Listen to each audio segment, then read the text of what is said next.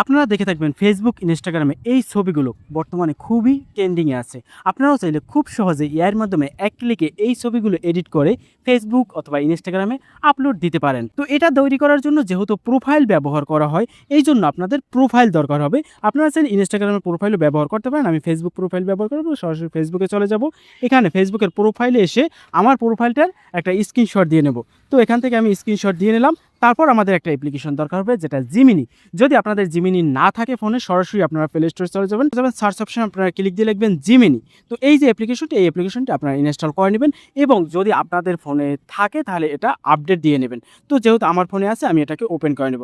Open করার সাথে সাথে এই রকমের একটা পেজ দেখানো হবে। তো এখানে নিচে যে প্লাস বাটন আছে, এটার উপরে ক্লিক দেবো, গ্যালারি অপশনটা সিলেকশন করে দেবো, সাথে সাথে গ্যালারিতে নিয়ে যাবে।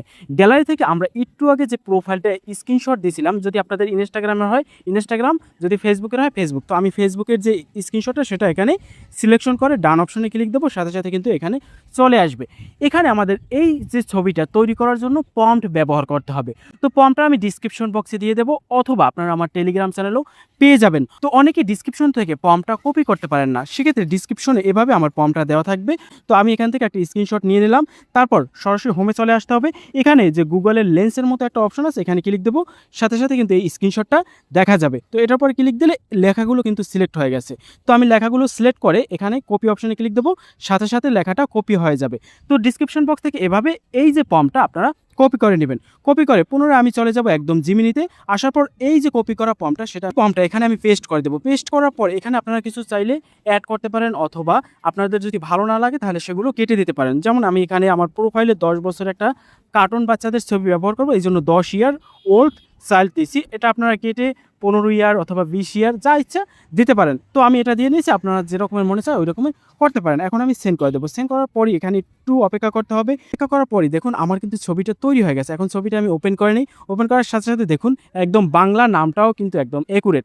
এমনকি আমার যে ফেসবুকটা ব্লু ভেরিফাইড আছে সেটাও এখানে দেখা যাচ্ছে।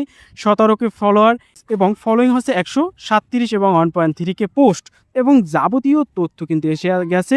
একদম যে বাংলা লেখাগুলো সেটাও একদম নির্ভুল আছে।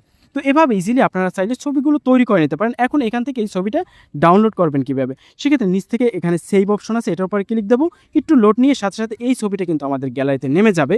তো গ্যালারিতে নামার পরে এই ছবিটা কিন্তু যে কোনো সোশ্যাল প্ল্যাটফর্মে ব্যবহার করতে পারেন। যদি আপনারা ফেসবুকে ব্যবহার করেন অথবা ইনস্টাগ্রাম ব্যবহার করেন, অবশ্যই এআই ট্যাবটা অন করে নেবেন। যেহেতু আমরা এটা এআইয়ের মাধ্যমে তৈরি করছি, অথবা অন্য কোনো প্ল্যাটফর্মে আপলোড দিলে সেটা দরকার হয় না, শুধুমাত্র এই দুইটা প্ল্যাটফর্মই দরকার হয়। তো এভাবে ইজিলি আপনারা কিন্তু এই ছবিগুলো প্রম্পটের মাধ্যমে কপি করে নিতে পারেন, এবং প্রম্পটটা কিন্তু আমি টেলিগ্রাম চ্যানেলে দিয়ে দেবো, সেখান থেকে ইজিলি কপি করে নিতে পারেন। তো এই বিষয়ে আপনাদের যদি আর কোনো প্রশ্ন থাকে সরাসরি আমার কমেন্ট সেকশনে পোস্ট করতে পারেন। আজকের ভিডিও এই পর্যন্তই। ভালো থাকবেন, সুস্থ থাকবেন, খোদা হাফেজ।